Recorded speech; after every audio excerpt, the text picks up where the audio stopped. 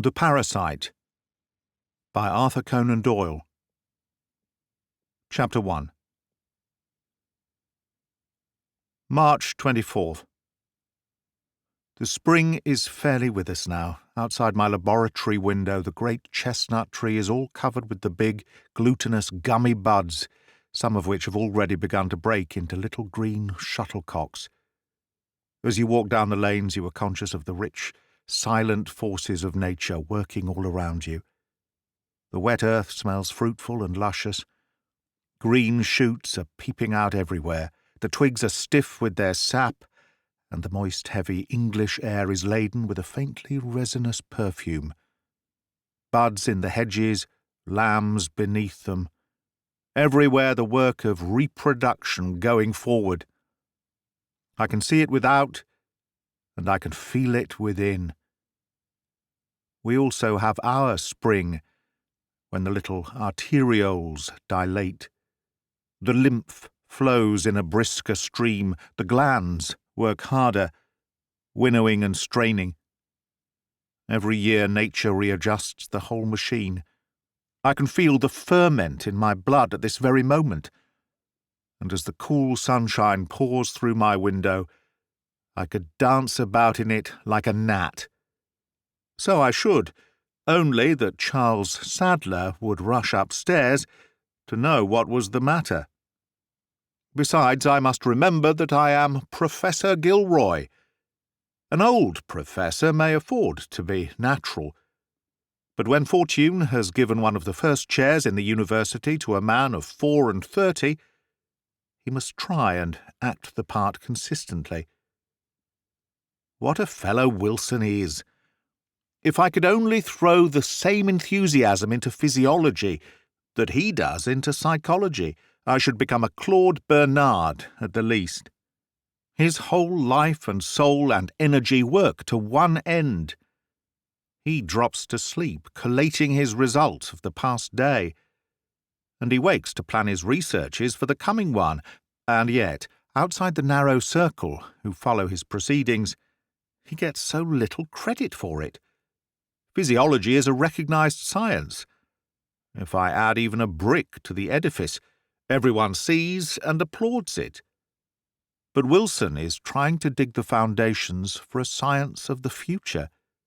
His work is underground and does not show, yet he goes on uncomplainingly, corresponding with 100 semi-maniacs in the hope of finding one reliable witness, sifting 100 lies on the chance of gaining one little speck of truth, collating old books, devouring new ones, experimenting, lecturing, trying to light up in others the fiery interest which is consuming him. I am filled with wonder and admiration when I think of him, and yet when he asks me to associate myself with his researches, I am compelled to tell him that in their present state they offer little attraction to a man who is devoted to exact science. If he could show me something positive and objective, I might then be tempted to approach the question from its physiological side. So long as half his subjects are tainted with charlatanry, and the other half with hysteria, we physiologists must content ourselves with the body, and leave the mind to our descendants. No doubt I am a materialist. Agatha says that I am a rank one. I tell her that it is an excellent reason for shortening our engagement, since I am in such urgent need of her spirituality. And yet I may claim to be a curious example of the effect of education upon temperament, for by nature I am, unless I deceive myself, a highly psychic man. I was a nervous, sensitive boy, a dreamer, a somnambulist, full of impressions and intuitions. My black hair, my dark eyes, my thin olive face, my tapering fingers are all characteristic of my real temperament, and cause experts like Wilson to claim me as their own. But my brain is soaked with exact knowledge. I've trained myself to deal only with fact and with proof. Surmise and fancy have no place in my scheme of thought. Show me what I can see with my microscope, cut with my scalpel, weigh in my balance, and I will devote a lifetime to its investigation. But when you ask me to study feelings, impressions, suggestions, you ask me to do what is distasteful and even demoralizing.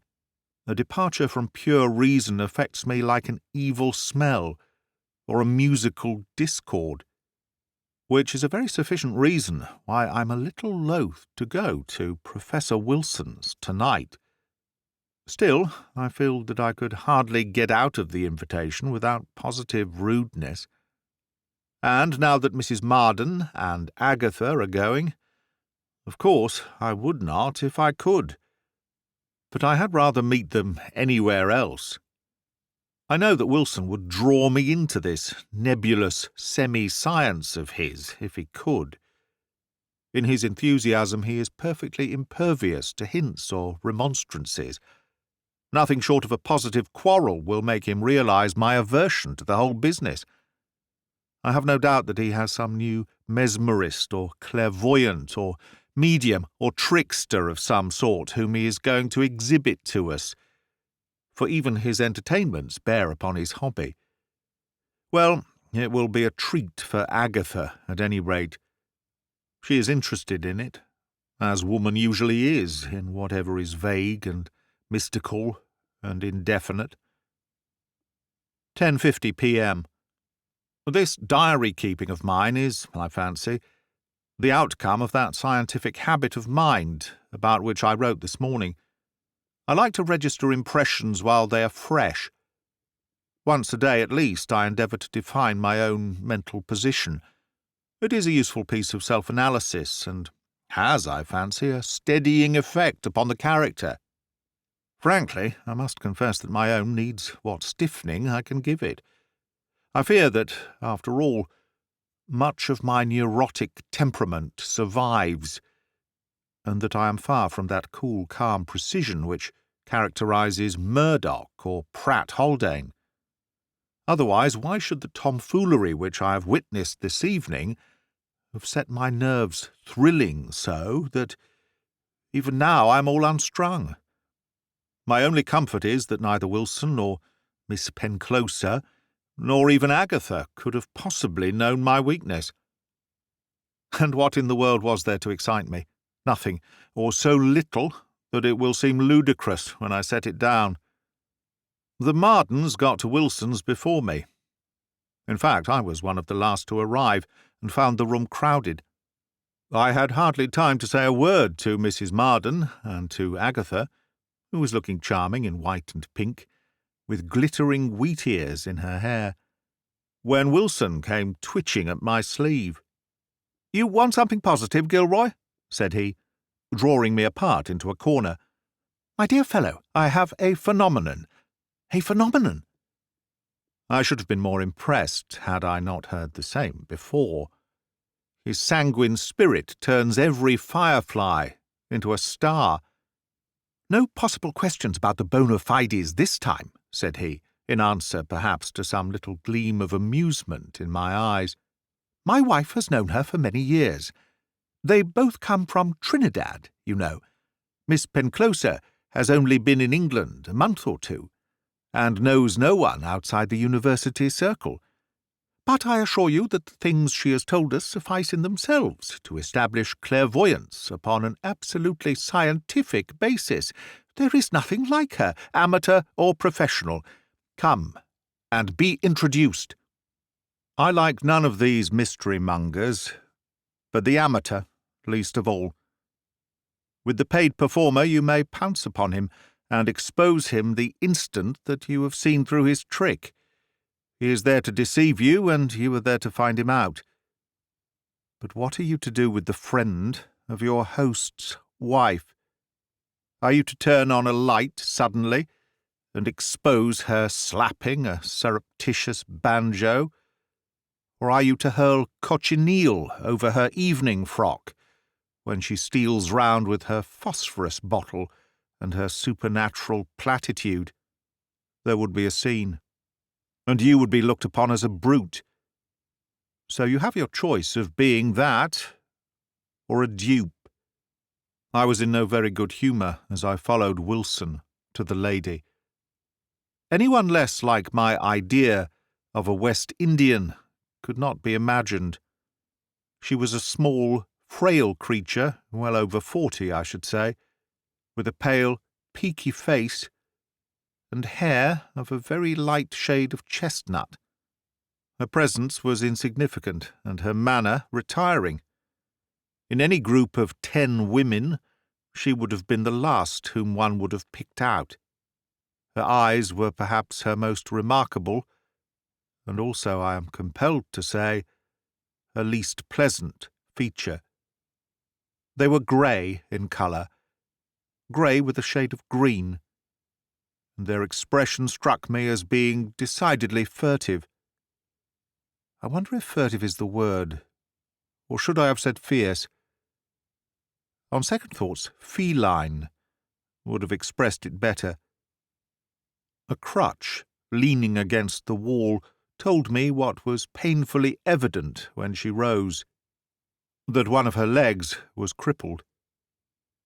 So I was introduced to Miss Penclosa, and it did not escape me that as my name was mentioned, she glanced across at Agatha.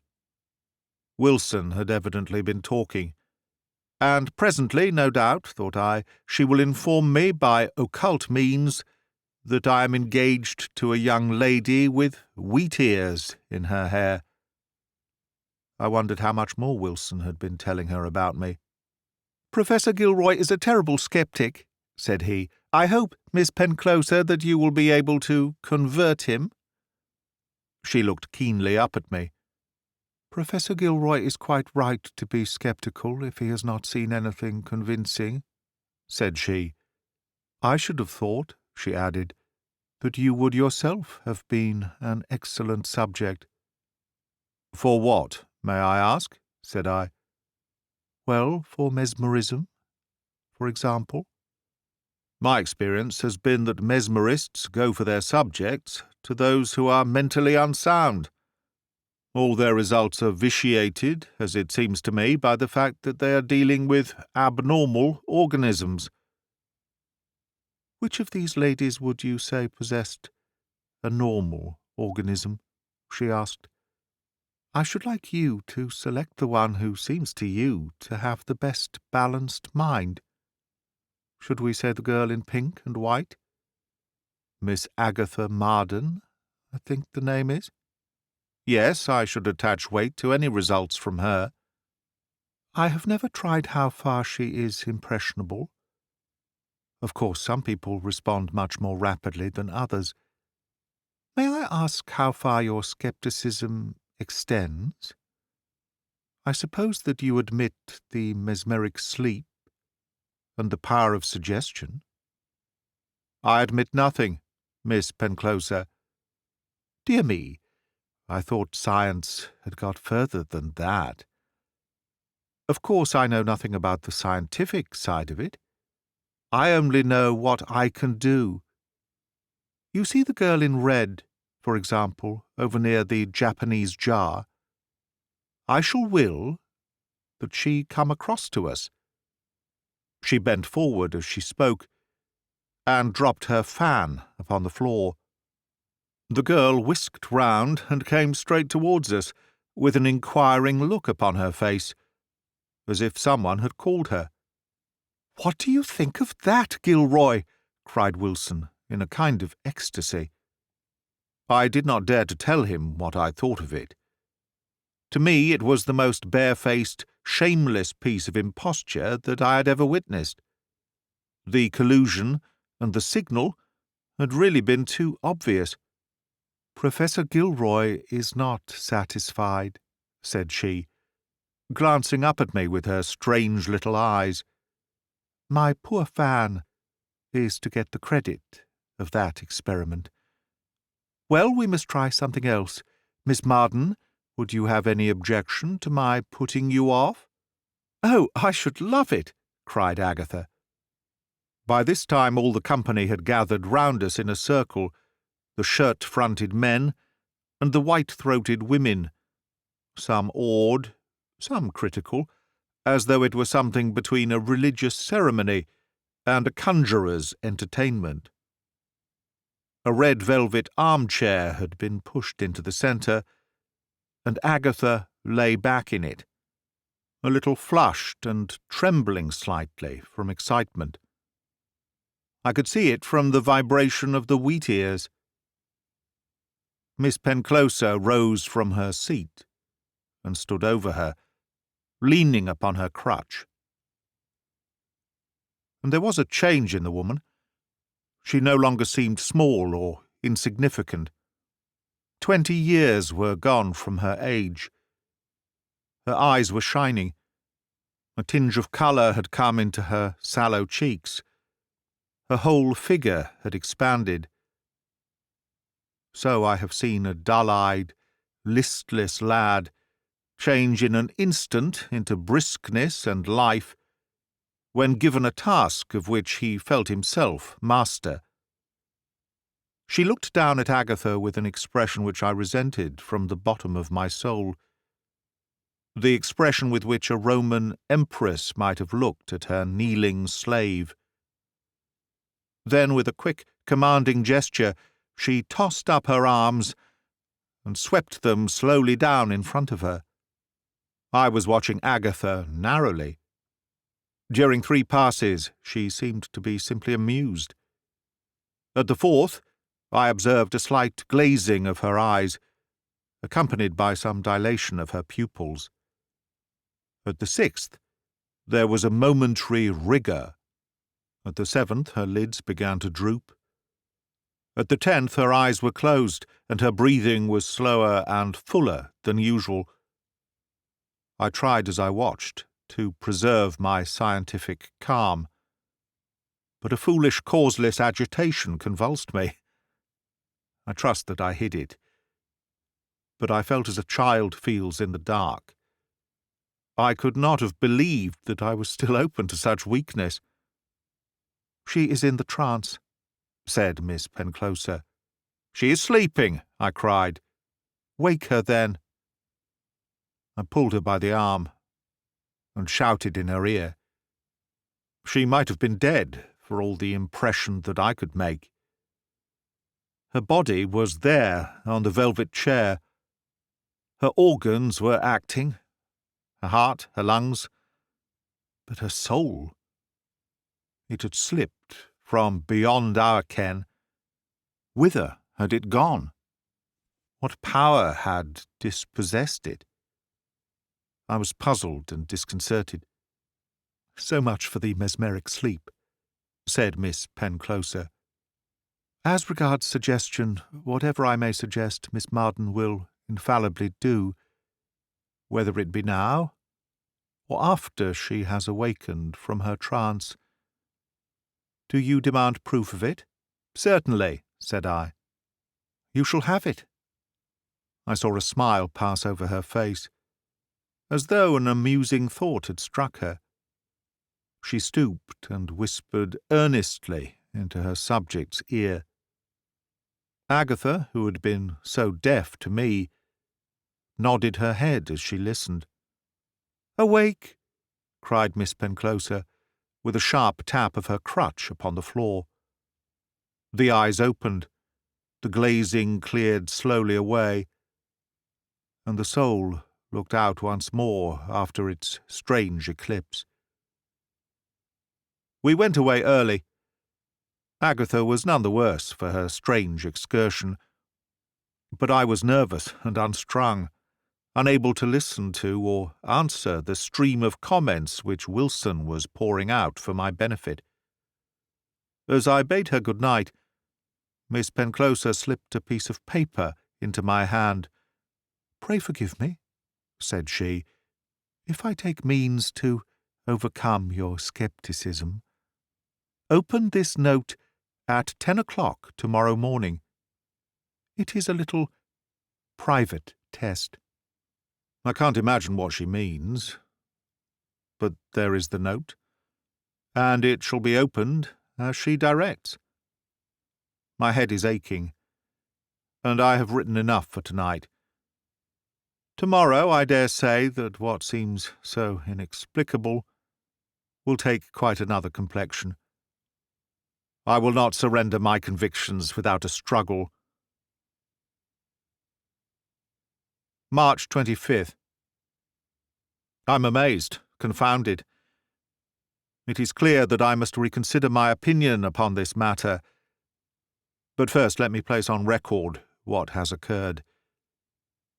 I had finished breakfast and was looking over some diagrams with which my lecture is to be illustrated, when my housekeeper entered to tell me that Agatha was in my study and wished to see me immediately. I glanced at the clock and saw with sunrise that it was only 9:30. When I entered the room, she was standing on the hearthrug, facing me. Something in her pose chilled me and checked the words which were rising to my lips. Her veil was half down, but I could see that she was pale, and that her expression was constrained. "Austin," she said, "I have come to tell you that our engagement is at an end." I staggered. I believe that I literally did stagger. I know that I found myself leaning against the bookcase for support. But, I stammered. "This is very sudden, Agatha." "Yes, Austin, I have come here to tell you that our engagement is at an end." "But surely," I cried, "you'll give me some reason. This is unlike you, Agatha. Tell me how I have been unfortunate enough to offend you." "It is all over, Austin." "But why? You must be under some delusion, Agatha. Perhaps you've been told some falsehood about me, or you may have misunderstood something that I've said to you. Only let me know what it is, and a word may set it all right. We must consider it all at an end." "But you left me last night without a hint at any disagreement. What could have occurred in the interval to change you so? It must have been something that happened last night. You have been thinking it over, and you have disapproved of my conduct. Was it the mesmerism? Did you blame me for letting that woman exercise her power over you? You know that at the least sign I should have interfered." "It is useless, Austin. All is over." Her voice was cold and measured, her manner strangely formal and hard. It seemed to me that she was absolutely resolved not to be drawn into any argument or explanation. As for me, I was shaking with agitation, and I turned my face aside. So ashamed was I that she should see my want of control. "You must know what this means to me," I cried. "It is the blasting of all my hopes and the ruin of my life. You surely will not inflict such a punishment upon me unheard. You will let me know what is the matter. Consider how impossible it would be for me, under any circumstances, to treat you so. For God's sake, Agatha, let me know what I have done." She walked past me without a word and opened the door. "It is quite useless, Austin," said she. "You must consider our engagement at an end." An instant later she was gone, and before I could recover myself sufficiently to follow her, I heard the hall door close behind her. I rushed into my room to change my coat, with the idea of hurrying round to Mrs. Marsden's to learn from her what the cause of my misfortune might be. So shaken was I that I could hardly lace my boots. Never shall I forget those horrible 10 minutes. I had just pulled on my overcoat when the clock upon the mantelpiece struck 10. 10! I associated the idea with Miss Penclosa's note. It was lying before me on the table, and I tore it open. It was scribbled in pencil in a peculiarly angular handwriting. "My dear Professor Gilroy," it said, "pray excuse the personal nature of the test which I am giving you. Professor Wilson happened to mention the relations between you and my subject of this evening, and it struck me that nothing could be more convincing to you than if I were to suggest to Miss Marden that she should call upon you at 9:30 tomorrow morning, and suspend your engagement for half an hour or so. Science is so exacting that it is difficult to give a satisfying test." but I'm convinced that this at least will be an action which she would be most unlikely to do, of her own free will. Forget anything that she may have said, as she has really nothing whatever to do with it, and will certainly not recollect anything about it. I write this note to shorten your anxiety, and to beg you to forgive me for the momentary unhappiness which my suggestion must have caused you. Yours faithfully, Helen Penclosa. Really, when I had read the note, I was too relieved to be angry. It was a liberty. Certainly, it was a very great liberty indeed on the part of a lady whom I had only met once. But after all, I had challenged her by my scepticism. It may have been, as she said, a little difficult to devise a test which would satisfy me. And she had done that. There could be no question at all upon that point.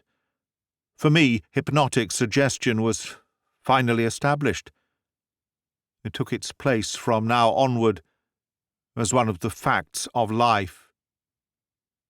That Agatha, who of all women of my acquaintance has the best balanced mind, had been reduced to a condition of automatism, appeared to be certain.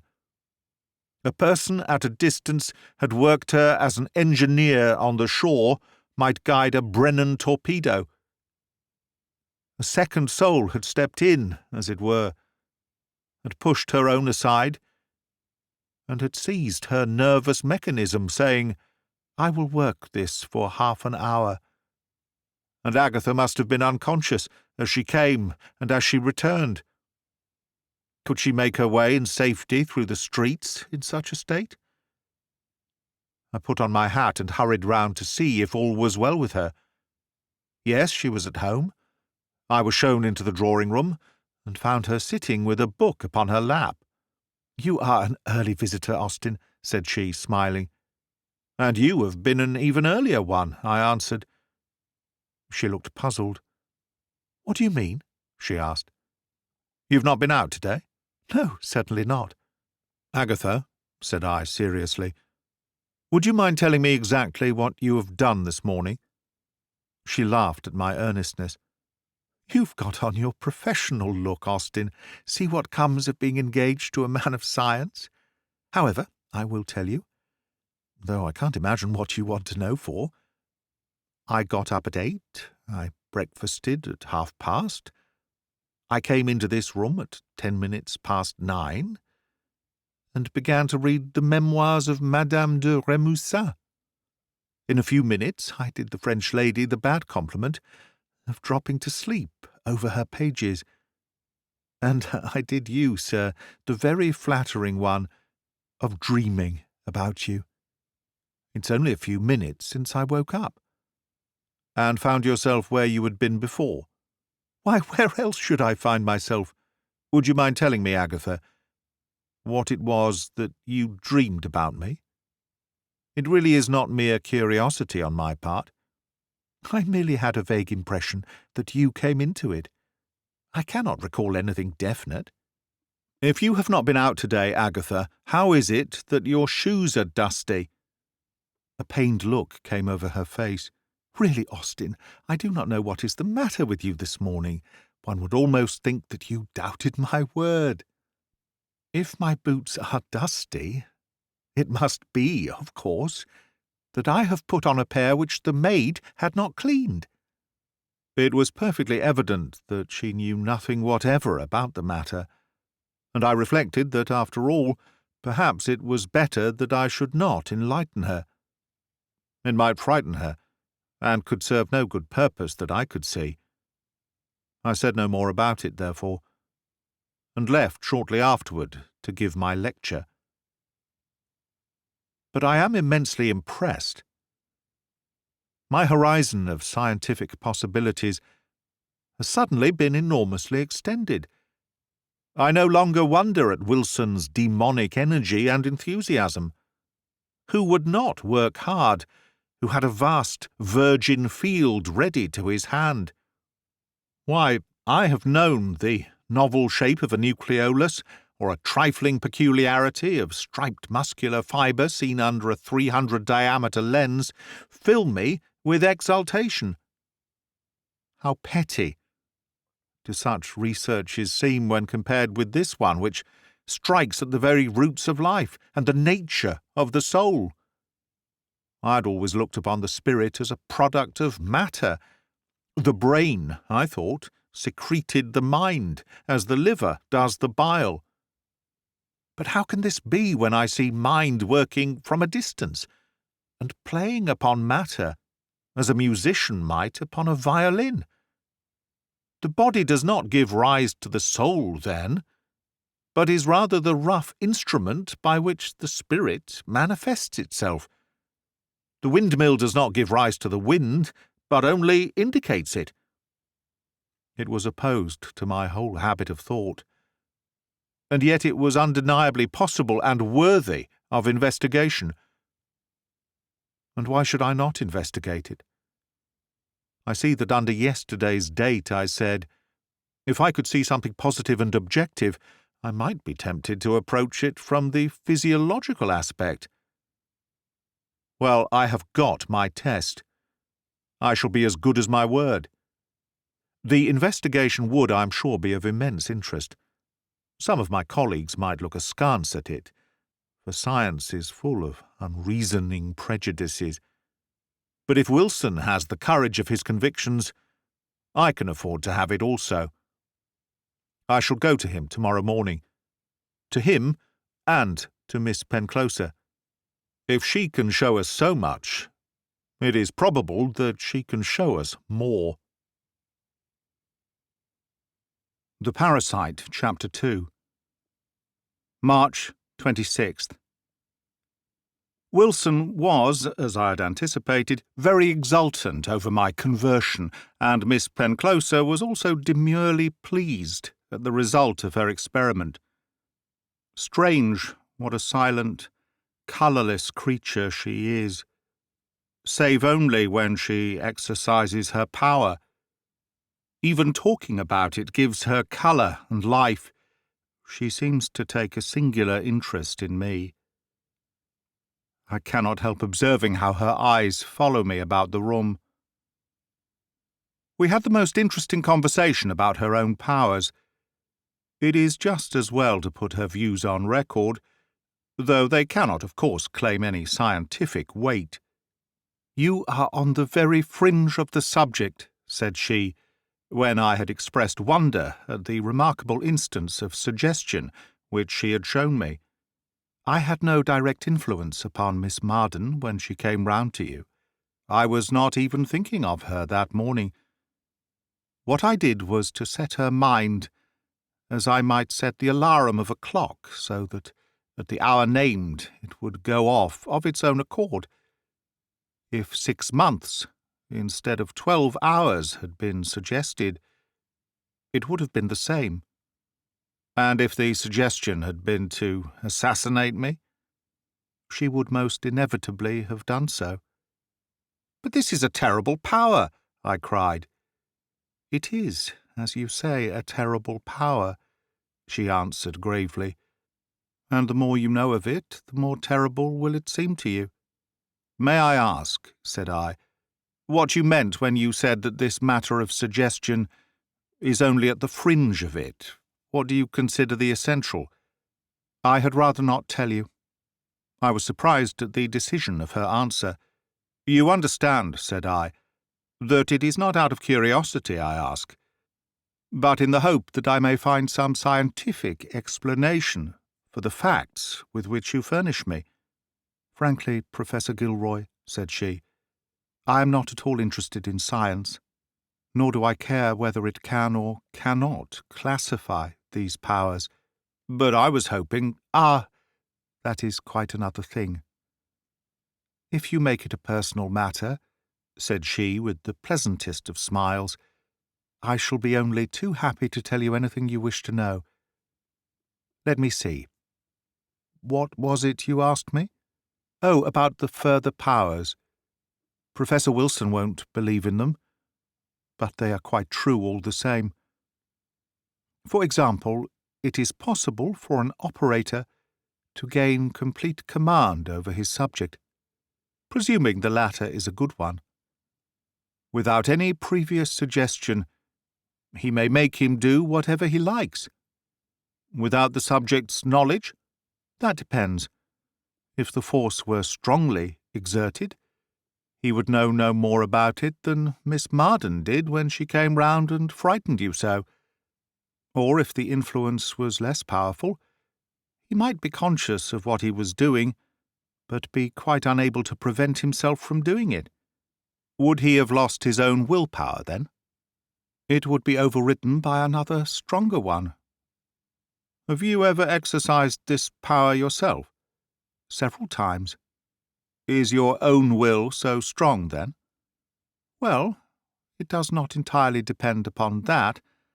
Many have strong wills which are not detachable from themselves. The thing is to have the gift of projecting it into another person and superseding his own. I find that the power varies with my own strength and health. Practically, you send your soul into another person's body. Well, you might put it that way. And what does your own body do? It merely feels lethargic. Well, but is there no danger to your own health? I asked. There might be a little. You have to be careful never to let your own consciousness absolutely go. Otherwise you might experience some difficulty in finding your way back again. You must always preserve the connection, as it were. I'm afraid I express myself very badly, Professor Gilroy, but of course I don't know how to put these things in a scientific way. I'm just giving you my own experiences and my own explanations. Well, I read this over now at my leisure, and I marvel at myself. Is this Austin Gilroy? The man who has won his way to the front by his hard reasoning power and by his devotion to fact? Here I am gravely retailing the gossip of a woman who tells me how her soul may be projected from her body and how, while she lies in a lethargy, she can control the actions of people at a distance. Do I accept it? Certainly not. She must prove and reprove before I yield a point. But if I am still a skeptic, I have at least ceased to be a scoffer. We are to have a sitting this evening, and she is to try if she can produce any mesmeric effect upon me. If she can, it will make an excellent starting point for our investigation. No one can accuse me, at any rate, of complicity. If she cannot, we must try and find some subject who will be like Caesar's wife. Wilson is perfectly impervious. 10 p.m. I believe that I am on the threshold of an epoch-making investigation. To have the power of examining these phenomena from inside, to have an organism which will respond, and at the same time a brain which will appreciate and criticize, that is surely a unique advantage. I'm quite sure that Wilson would give 5 years of his life to be as susceptible as I have proved myself to be. There was no one present except Wilson and his wife. I was seated with my head leaning back, and Miss Penclosa, standing in front and a little to the left, used the same long sweeping strokes as with Agatha. At each of them a warm current of air seemed to strike me, and to suffuse a thrill and glow all through me from head to foot. My eyes were fixed upon Miss Penclosa's face, but as I gazed, the features seemed to blur and to fade away.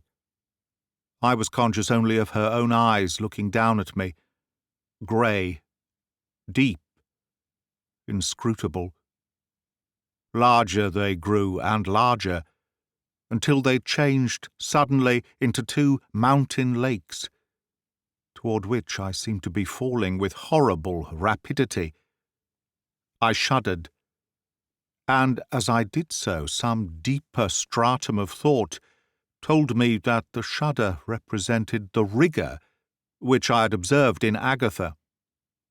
An instant later I struck the surface of the lakes, now joined into one, and down I went beneath the water, with a fullness in my head and a buzzing in my ears. Down I went, down, down, and then with a swoop up again, until I could see the light streaming brightly through the green water.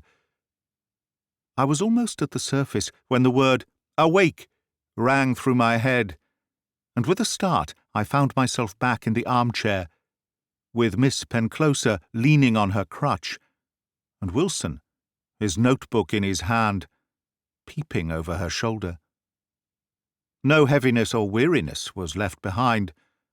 On the contrary, though it is only an hour or so since the experiment, I feel so wakeful that I am more inclined for my study than my bedroom. I see quite a vista of interesting experiments extending before us, and am all impatience to begin upon them. March 27th. A blank day, as Miss Penclosa goes with Wilson and his wife to the Suttons. Have begun Binet and Ferret's Animal Magnetism. What strange deep waters these are. Results, results, results, and the cause an absolute mystery. It is stimulating to the imagination, but I must be on my guard against that. Let us have no inferences nor deductions, and nothing but solid facts. I know that the mesmeric trance is true. I know that mesmeric suggestion is true. I know that I am myself sensitive to this force. That is my present position. I have a large new notebook, which shall be devoted entirely to scientific detail. Long talk with Agatha and Mrs. Marden in the evening about our marriage.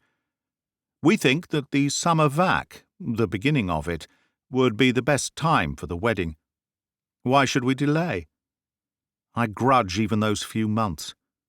Still, as Mrs. Marden says, there are a good many things to be arranged. March 28th. Mesmerised again by Miss Penclosa.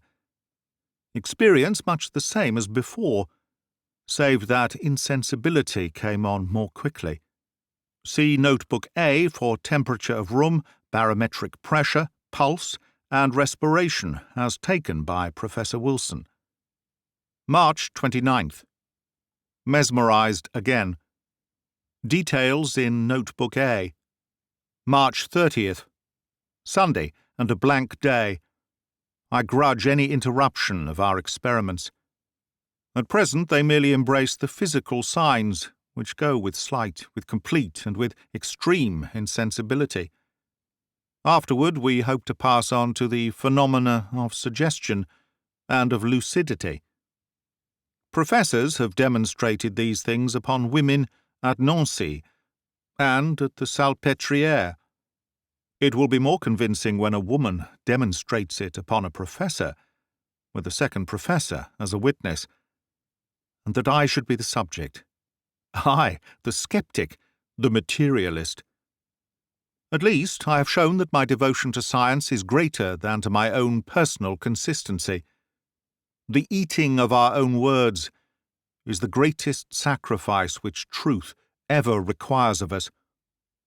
My neighbour, Charles Sadler, the handsome young demonstrator of anatomy, came in this evening to return a volume of Virchow's Archives, which I had lent him. I call him young, but as a matter of fact he is a year older than I am. "I understand, Gilroy," said he, "that you are being experimented upon by Miss Penclosa. Well," he went on, when I had acknowledged it, "if I were you, I should not let it go any further. You will think me very impertinent, no doubt, but nonetheless I feel it to be my duty to advise you to have no more to do with her." Of course I asked him why. "I am so placed that I cannot enter into particulars as freely as I could wish," said he.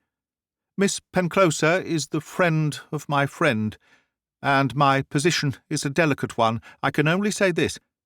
that I have myself been the subject of some of the woman's experiments, and that they have left a most unpleasant impression upon my mind. He could hardly expect me to be satisfied with that, and I tried hard to get something more definite out of him, but without success. Is it conceivable that he could be jealous at my having superseded him? Or is he one of those men of science who feel personally injured when facts run counter to their preconceived opinions? He cannot seriously suppose that because he has some vague grievance, I am therefore to abandon a series of experiments which promise to be so fruitful of results. He appeared to be annoyed at the light way in which I treated his shadowy warnings, and we parted with some little coldness on both sides. March 31st. Mesmerised by Miss P. April 1st. Mesmerised by Miss P. Notebook A. April 2nd. Mesmerised by Miss P. Sphygmographic chart taken by Professor Wilson. April 3rd. It is possible that this course of mesmerism may be a little trying to the general constitution. Agatha says that I am thinner and darker under the eyes. I am conscious of a nervous irritability which I had not observed in myself before. The least noise, for example, makes me start, and the stupidity of a student causes me exasperation instead of amusement. Agatha wishes me to stop, but I tell her that every course of study is trying, and that one can never attain a result without paying some price for it. When she sees the sensation which my forthcoming paper on the relation between mind and matter may make, she will understand that it is worth a little nervous wear and tear. I should not be surprised if I got my FRS over it. Mesmerised again in the evening. The effect is produced more rapidly now, and the subjective visions are less marked. I keep full notes of each sitting. Wilson is leaving for town for a week or 10 days, but we shall not interrupt the experiments, which depend for their value as much upon my sensations as on his observations. April 4th. I must be carefully on my guard. A complication has crept into our experiments, which I had not reckoned upon. In my eagerness for scientific facts, I have been foolishly blind to the human relations between Miss Penclosa and myself. I can write here what I would not breathe to a living soul. The unhappy woman appears to have formed an attachment for me. I should not say such a thing, even in the privacy of my own intimate journal, if it had not come to such a pass that it is impossible to ignore it. For some time, that is for the last week, there have been signs which I have brushed aside and refused to think of. Her brightness when I come, her dejection when I go, her eagerness that I should come often, the expression of her eyes, the tone of her voice. I tried to think that they meant nothing and were perhaps only her ardent West Indian manner. But last night, as I awoke from the mesmeric sleep, I put out my hand, unconsciously, involuntarily, and clasped hers.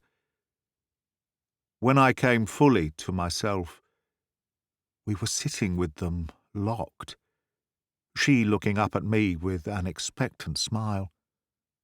And the horrible thing was that I felt impelled to say what she expected me to say.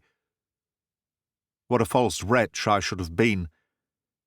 How I should have loathed myself today had I yielded to the temptation of that moment. But thank God I was strong enough to spring up and hurry from the room. I was rude, I fear, but I could not, no, I could not trust myself another moment. I, a gentleman, a man of honour, engaged to one of the sweetest girls in England. and yet in a moment of reasonless passion I nearly professed love for this woman whom I hardly know. She is far older than myself, and a cripple. It is monstrous, odious, and yet the impulse was so strong that, had I stayed another minute in her presence, I should have committed myself. What was it? I have to teach others the workings of our organism, and what do I know of it myself? Was it the sudden upcropping of some lower stratum in my nature? A brutal primitive instinct suddenly asserting itself? I could almost believe the tales of obsession by evil spirits, so overmastering was the feeling. Well, the incident places me in a most unfortunate position. On the one hand, I am very loath to abandon a series of experiments which have already gone so far, and which promise such brilliant results. On the other, if this unhappy woman has conceived a passion for me, but surely even now I must have made some hideous mistake. She, with her age and her deformity, it is impossible. And then she knew about Agatha. She understood how I was placed. She only smiled out of amusement, perhaps, when in my dazed state I seized her hand. It was my half-mesmerized brain which gave it a meaning, and sprang with such bestial swiftness to meet it. I wish I could persuade myself that it was indeed so. On the whole, perhaps my wisest plan would be to postpone our other experiments until Wilson's return. I have written a note to Miss Penclosa, therefore, making no allusion to last night, but saying that a press of work would cause me to interrupt our sittings for a few days. She has answered, formally enough, to say that if I should change my mind, I should find her at home at the usual hour. 10 p.m. Well, what a thing of straw I am. I'm coming to know myself better of late, and the more I know, the lower I fall in my own estimation. Surely I was not always so weak as this. At 4 o'clock I should have smiled, had anyone told me that I should go to Miss Penclosa's tonight. And yet, at 8, I was at Wilson's door as usual. I don't know how it occurred. The influence of habit, I suppose. Perhaps there is a mesmeric craze, as there is an opium craze, and I am a victim to it. I only know that as I worked in my study, I became more and more uneasy. I fidgeted, I worried, I could not concentrate my mind upon the papers in front of me. And then, at last, almost before I knew what I was doing, I seized my hat and hurried round to keep my usual appointment. We had an interesting evening. Mrs. Wilson was present during most of the time, which prevented the embarrassment which one, at least of us, must have felt. Miss Penclosa's manner was quite the same as usual, and she expressed no surprise at my having come, in spite of my note. There was nothing in her bearing to show that yesterday's incident had made any impression upon her. And so, I am inclined to hope that I overrated it.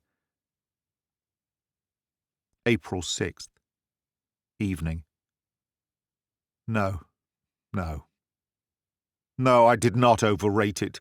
I can no longer attempt to conceal from myself that this woman has conceived a passion for me.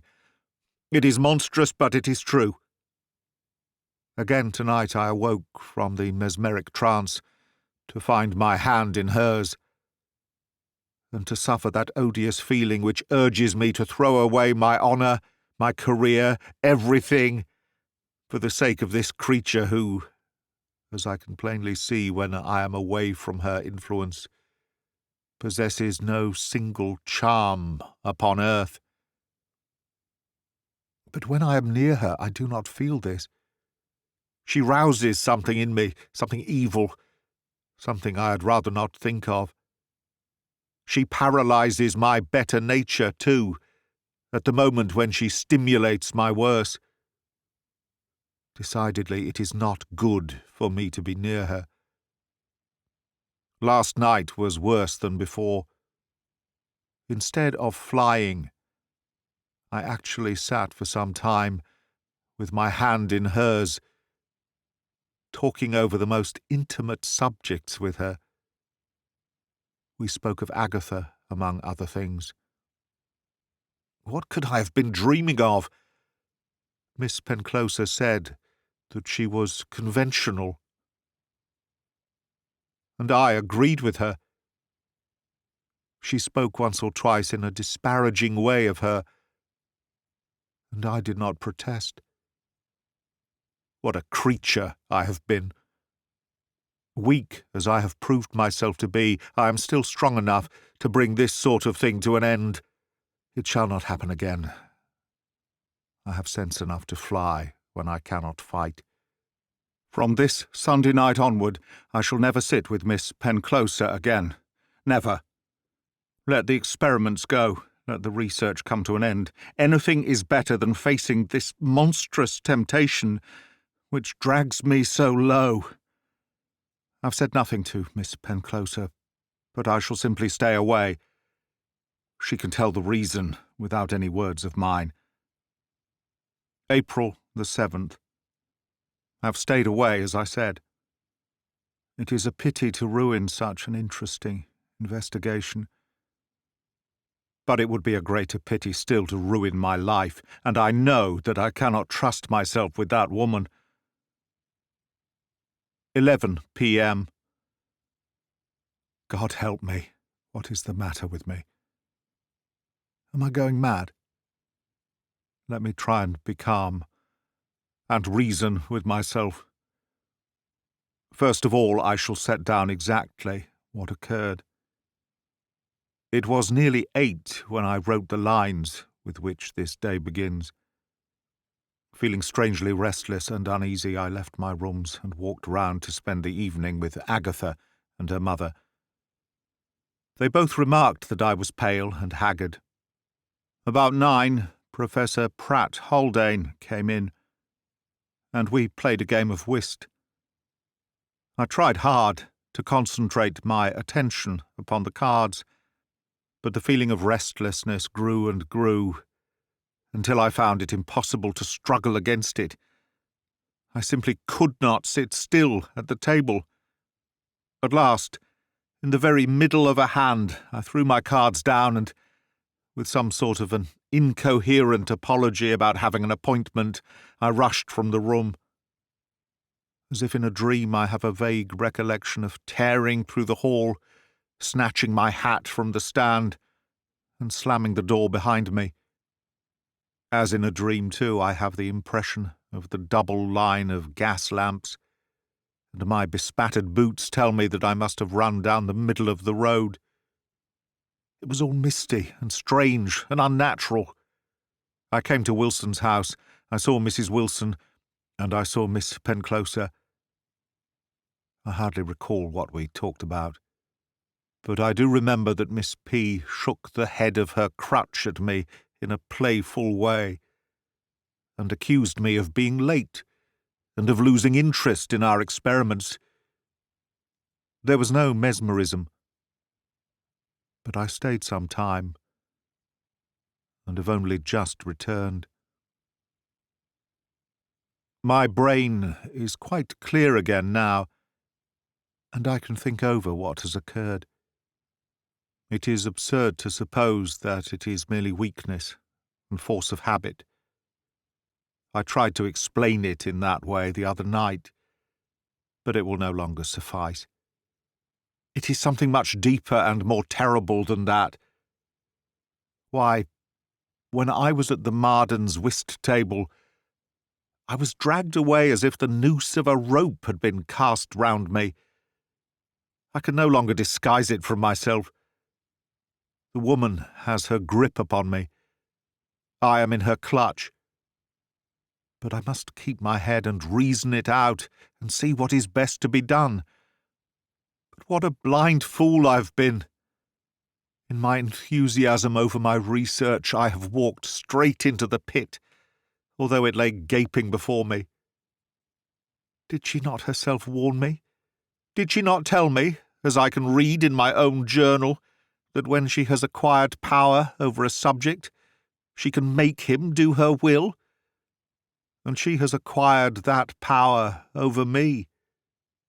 I am for the moment at the beck and call of this creature with the crutch. I must come when she wills it. I must do as she wills. Worst of all, I must feel as she wills. I loathe her and fear her. Yet while I am under the spell, she can doubtless make me love her. There is some consolation in the thought, then, that those odious impulses for which I have blamed myself do not really come from me at all. They are all transferred from her, little as I could have guessed it at the time. I feel cleaner and lighter for the thought. April the 8th. Yes, now in broad daylight, writing coolly and with time for reflection, I am compelled to confirm everything which I wrote in my journal last night. I am in a horrible position. But above all, I must not lose my head. I must pit my intellect against her powers. After all, I am no silly puppet to dance at the end of a string. I have energy, brains, courage. For all her devil's tricks, I may best her yet. May. I must. Or what is to become of me? Let me try to reason it out. This woman, by her own explanation, can dominate my nervous organism. She can project herself into my body and take command of it. She has a parasite soul. Yes, she is a parasite, a monstrous parasite. She creeps into my frame, as the hermit crab does into the whelk's shell. I am powerless. What can I do? I am dealing with forces of which I know nothing, and I can tell no one of my trouble. They would set me down as a madman. Certainly, if it got noised abroad, the university would say that they had no need of a devil-ridden professor. And Agatha? No, I must face it alone. The Parasite, Chapter 3. I read over my notes of what the woman said when she spoke about her powers. There is one point that fills me with dismay. She implies that when the influence is slight, the subject knows what he is doing, but cannot control himself, whereas when it is strongly exerted, he is absolutely unconscious. Now, I have always known what I did, though less so last night than on previous occasions. That seems to mean that she has never yet exerted her full powers upon me. Was ever a man so placed before? Yes, perhaps there was, and very near me, too. Charles Sadler must know something of this. His vague words of warning take a meaning now. Oh, if I had only listened to him then, before I helped, by these repeated sittings, to forge the links of the chain which binds me. But I will see him today. I will apologize to him for having treated his warning so lightly. I will see if he can advise me. 4 p.m. No, he cannot. I have talked with him, and he showed such surprise at the first words in which I tried to express my unspeakable secret that I went no further. As far as I can gather, by hints and inferences rather than by any statement, his own experience was limited to some words or looks, such as I have myself endured. His abandonment of Miss Penclosa is in itself a sign that he was never really in her toils. Oh, if he only knew his escape! He has to thank his phlegmatic Saxon temperament for it. I am black and Celtic, and this hag's clutch is deep in my nerves. Shall I ever get it out? Shall I ever be the same man that I was just one short fortnight ago? Let me consider what I had better do. I cannot leave the university in the middle of the term. If I were free, my course would be obvious. I should start at once and travel in Persia. But would she allow me to start? And could her influence not reach me in Persia and bring me back to within touch of her crutch? I can only find out the limits of this hellish power by my own bitter experience. I will fight and fight and fight. And what can I do more? I know very well that about 8 o'clock tonight that craving for her society, that irresistible restlessness will come upon me. How shall I overcome it? What shall I do? I must make it impossible for me to leave the room. I shall lock the door and throw the key out of the window. But then, what am I to do in the morning? Never mind about the morning. I must at all costs break this chain which holds me. April the 9th. Victory! I have done splendidly. At 7 o'clock last night I took a hasty dinner, and then locked myself up in my bedroom and dropped the key into the garden. I chose a cheery novel and lay in bed for 3 hours, trying to read it. But really, in a horrible state of trepidation, expecting every instant that I should become conscious of the impulse. Nothing of the sort occurred, however, and I awoke this morning with the feeling that a black nightmare had been lifted off me. Perhaps the creature realized what I had done, and understood that it was useless to try to influence me. At any rate, I have beaten her once, and if I can do it once, I can do it again. It was most awkward about the key in the morning. Luckily, there was an under-gardener below, and I asked him to throw it up. No doubt he thought I had just dropped it. I will have doors and windows screwed up, and 6 stout men to hold me down in my bed, before I will surrender myself to be hag-ridden in this way. I had a note from Mrs. Marden this afternoon, asking me to go round and see her. I intended to do so in any case, but had not expected to find bad news waiting for me. It seems that the Armstrongs, from whom Agatha has expectations, are due home from Adelaide in the Aurora, and that they have written to Mrs. Marden and her to meet them in town. They will probably be away for a month or 6 weeks, and, as the Aurora is due on Wednesday, they must go at once. Tomorrow, if they are ready in time. My consolation is that, when we meet again, there will be no more parting between Agatha and me. "I want you to do one thing, Agatha," said I, when we were alone together. "If you should happen to meet Miss Penclosa, either in town or here, you must promise me never again to allow her to mesmerize you." Agatha opened her eyes. "Why, it was only the other day that you were saying how interesting it all was, and how determined you were to finish your experiments." "I know, but I've changed my mind since then." "And you won't have it any more?" No. I am so glad, Austin. You can't think how pale and worn you have been lately. It was really our principal objection to our going to London now, that we did not wish to leave you when you were so pulled down, and your manner has been so strange occasionally, especially that night when you left poor Professor Pratt Haldane to play dummy.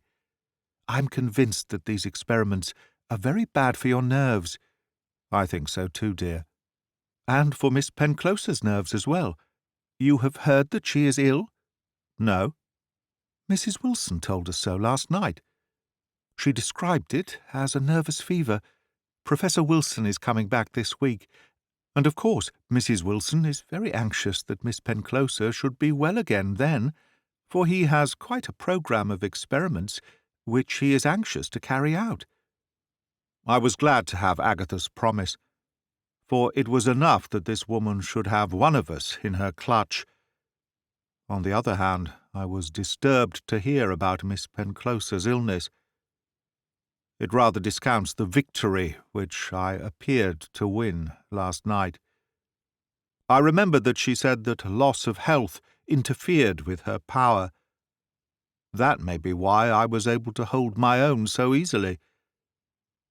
Well, well, I must take the same precautions tonight, and see what comes of it. I am childishly frightened when I think of her. April 10th. All went very well last night. I was amused at the gardener's face when I had again to hail him this morning and to ask him to throw up my key. I shall get a name among the servants if this sort of thing goes on. But the great point is that I stayed in my room without the slightest inclination to leave it. I do believe that I am shaking myself clear of this incredible bond.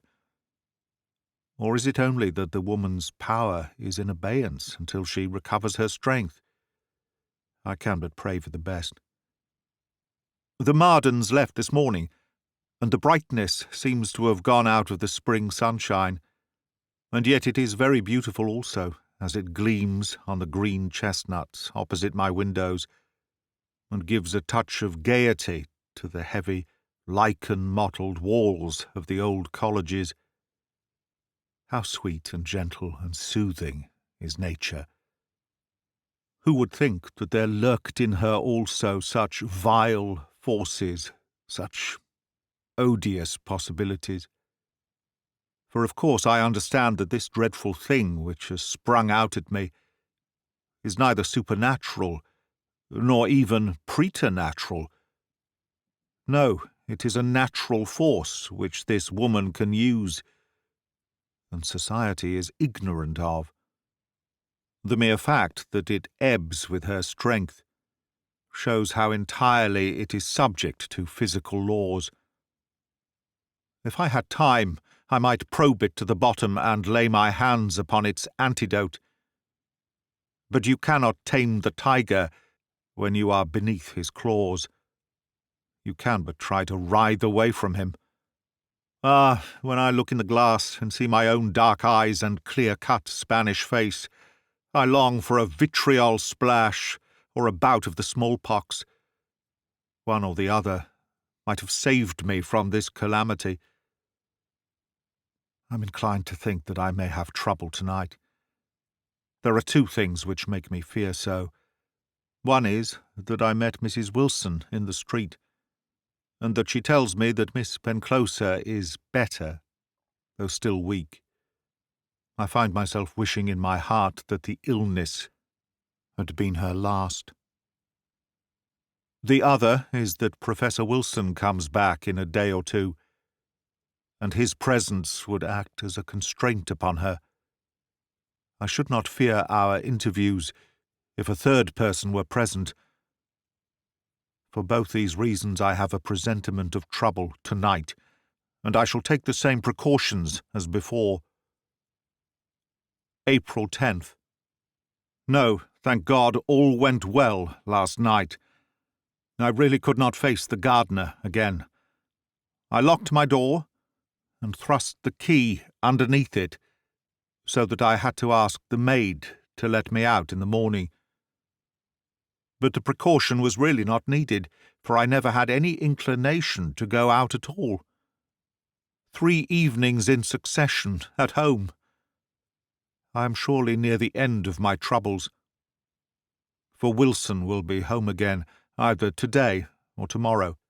Shall I tell him of what I have gone through or not? I am convinced that I should not have the slightest sympathy from him.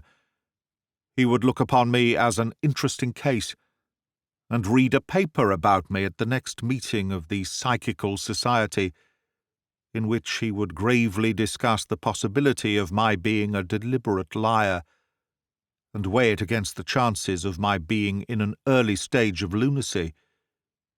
No, I shall get no comfort out of Wilson. I am feeling wonderfully fit and well. I don't think I ever lectured with greater spirit. Oh, if I could only get this shadow off my life, how happy I should be! Young, fairly wealthy, in the front rank of my profession, engaged to a beautiful and charming girl. Have I not everything which a man could ask for? Only one thing to trouble me. But what a thing it is! Midnight. I shall go mad. Yes, that will be the end of it. I shall go mad. I'm not far from it now. My head throbs as I rest it on my hot hand. I'm quivering all over like a scared horse. Oh, what a night I have had! And yet I have some cause to be satisfied also. At the risk of becoming the laughing stock of my own servant, I again slipped my key under the door, imprisoning myself for the night. Then, finding it too early to go to bed, I lay down with my clothes on and began to read one of Dumas' novels. Suddenly I was gripped and dragged from the couch. It is only thus that I can describe the overpowering nature of the force which pounced upon me. I clawed at the coverlet. I clung to the woodwork. I believe that I screamed out in my frenzy. It was all useless. Hopeless. I must go. There was no way out of it. It was only at the outset that I resisted. The force soon became too overmastering for that. I thank goodness that there were no watchers there to interfere with me. I could not have answered for myself if there had been.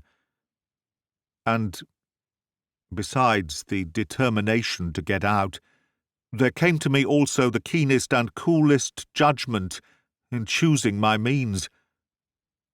I lit a candle, and endeavoured, kneeling in front of the door, to pull the key through with the feather end of a quill pen. It was just too short, and pushed it further away. Then, with quiet persistence, I got a paper knife out of one of the drawers, and with that I managed to draw the key back. I opened the door, stepped into my study, took a photograph of myself from the bureau, wrote something across it, placed it in the inside pocket of my coat, and then started off for Wilson's. It was all wonderfully clear, and yet dissociated from the rest of my life, as the incidents of even the most vivid dream might be. A peculiar double consciousness possessed me. There was the predominant alien will, which was bent upon drawing me to the side of its owner, and there was the feebler, protesting personality, which I recognized as being myself, tugging feebly at the overmastering impulse, as a led terrier might at its chain. I can remember recognizing these two conflicting forces, but I recall nothing of my walk, nor of how I was admitted to the house. Very vivid, however, is my recollection of how I met Miss Penclosa. She was reclining on the sofa in the little boudoir in which our experiments had usually been carried out. Her head was rested on her hand, and a tiger-skin rug had been partly drawn over her.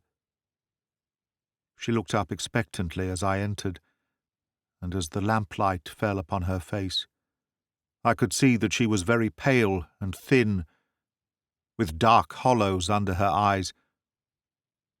She smiled at me and pointed to a stool beside her.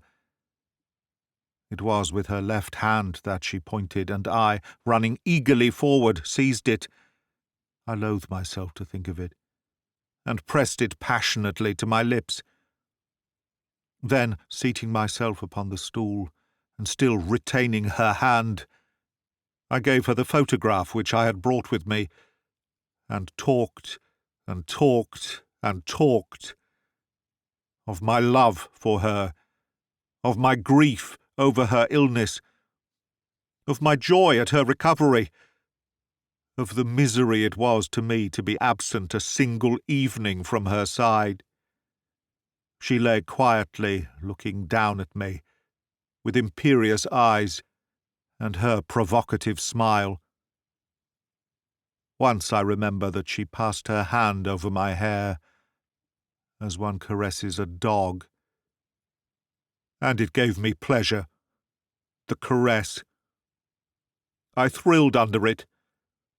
I was her slave, body and soul, and for the moment I rejoiced in my slavery.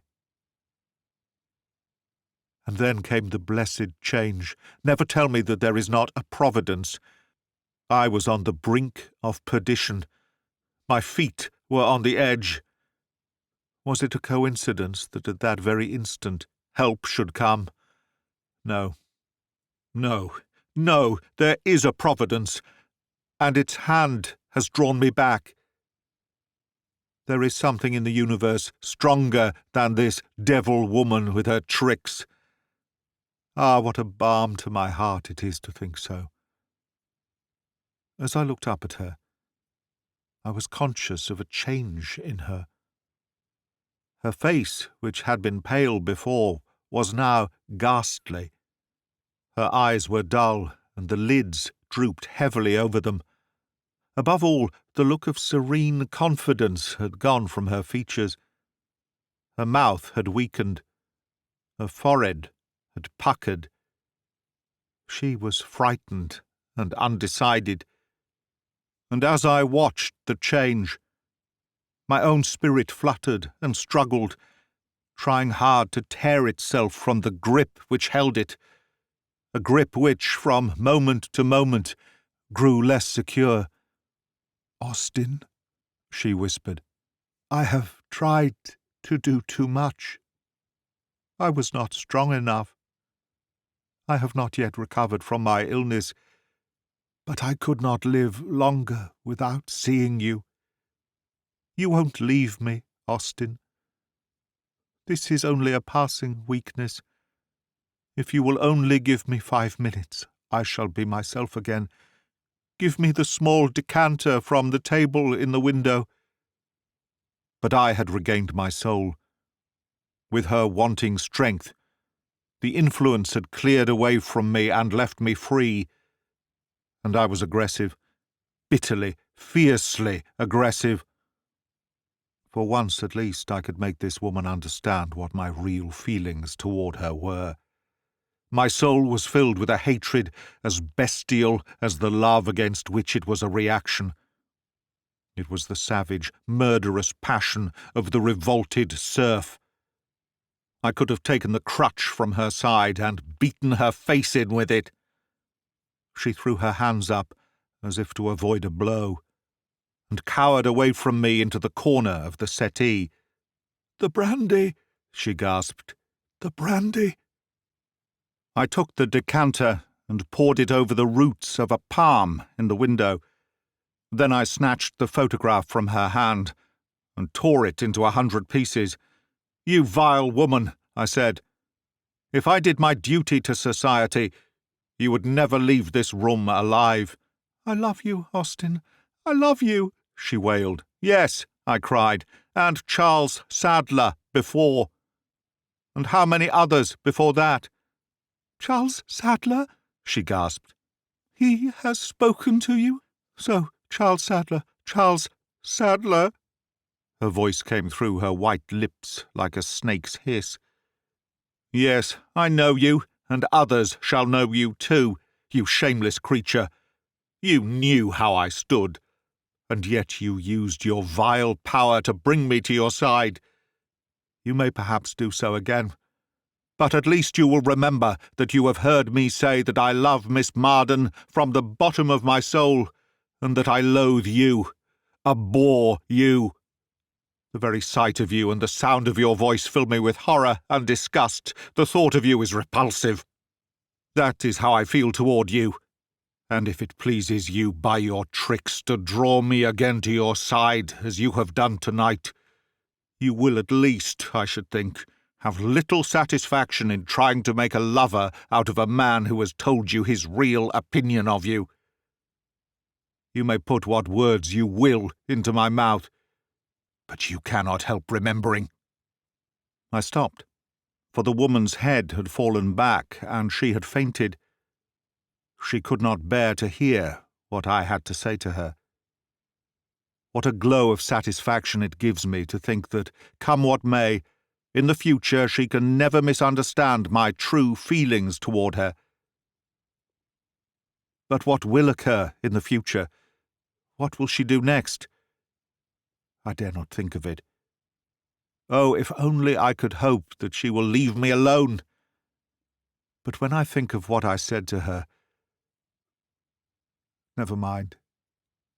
I have been stronger than she, for once. April 11th. I hardly slept last night, and found myself in the morning so unstrung and feverish that I was compelled to ask Pratt Haldane to do my lecture for me. It is the first that I have ever missed. I rose at midday, but my head is aching, my hands quivering, and my nerves in a pitiable state. Who should come round this evening but Wilson? He has just come back from London, where he has lectured, read papers, convened meetings, exposed a medium, conducted a series of experiments on thought transference, entertained Professor Richet of Paris, spent hours gazing into a crystal, and obtained some evidence as to the passage of matter through matter. All this he poured into my ears in a single gust.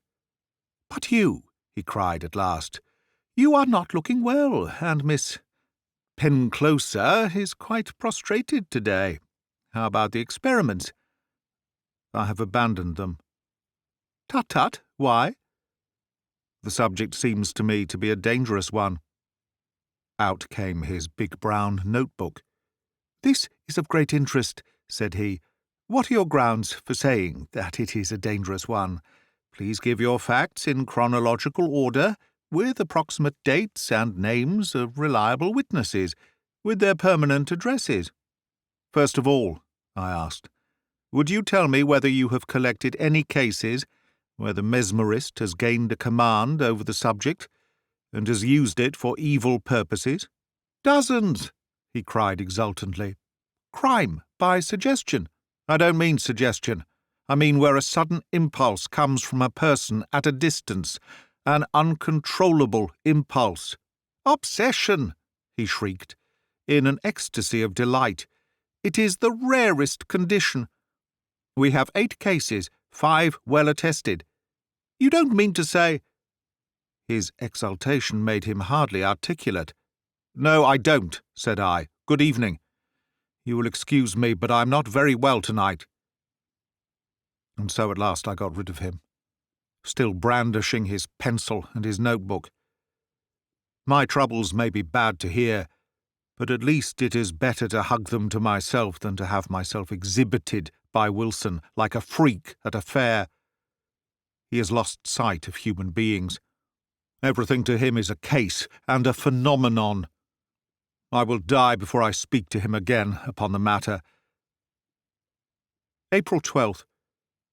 Yesterday was a blessed day of quiet, and I enjoyed an uneventful night. Wilson's presence is a great consolation. What can the woman do now? Surely when she has heard me say what I have said, she will conceive the same disgust for me which I have for her. She could not, no, she could not, desire to have a lover who had insulted her so. No, I believe I am free from her love. But how about her hate? Might she not use these powers of hers for revenge? Tut, why should I frighten myself over shadows? She will forget about me, and I shall forget about her, and all will be well. April the 13th. My nerves have quite recovered their tone. I really believe that I have conquered the creature, but I must confess to living in some suspense. She is well again, for I hear that she was driving with Mrs. Wilson in the High Street in the afternoon. April 14th. I do wish I could get away from the place altogether. I shall fly to Agatha's side the very day that the term closes. I suppose it is pitiably weak of me, but this woman gets upon my nerves most terribly. I have seen her again, and I have spoken with her. It was just after lunch, and I was smoking a cigarette in my study, when I heard the step of my servant, Maurier, in the passage. I was languidly conscious that a second step was audible behind, and had hardly troubled myself to speculate who it might be, when suddenly a slight noise brought me out of my chair, with my skin creeping with apprehension. I had never particularly observed before what sort of sound the tapping of a crutch was, but my quivering nerves told me that I heard it now, in the sharp wooden clack which alternated with the muffled thud of the footfall. Another instant, and my servant had shown her in. I did not attempt the usual conventions of society, nor did she. I simply stood with the smouldering cigarette in my hand, and gazed at her. She, in turn, looked silently at me. And at her look I remembered how in these very pages I had tried to define the expression of her eyes, whether they were furtive or fierce. Today they were fierce, coldly and inexorably so. "Well," said she at last, "are you still of the same mind as when I saw you last?" "I have always been of the same mind." "Let us understand each other, Professor Gilroy," said she slowly. "I am not a very safe person to trifle with, as you should realize by now. It was you who asked me to enter into a series of experiments with you. It was you who won my affections. It was you who professed your love for me. It was you who brought me your own photograph, with words of affection upon it. And finally it was you who on the very same evening thought fit to insult me most outrageously, addressing me as no man has ever dared to speak to me yet. Tell me that those words came from you in a moment of passion, and I am prepared to forget and to forgive them. You do not mean what you said, Austin. You do not really hate me." I might have pitied this deformed woman. Such a longing for love broke suddenly through the menace of her eyes. But then I thought of what I had gone through, and my heart set like flint. "If ever you heard me speak of love," said I, "you know very well that it was your voice which spoke, and not mine. The only words of truth which I have ever been able to say to you are those which you heard when last we met. I know. Someone has set you against me. It was he. She tapped with her crutch upon the floor. Well, you know very well that I could bring you this instant, crouching like a spaniel, to my feet. You will not find me again in my hour of weakness, when you can insult me with impunity. Have a care what you are doing, Professor Gilroy. You stand in a terrible position. You have not yet realized the hold which I have upon you. I shrugged my shoulders and turned away. Well, said she after a pause, if you despise my love, I must see what can be done with fear. You smile.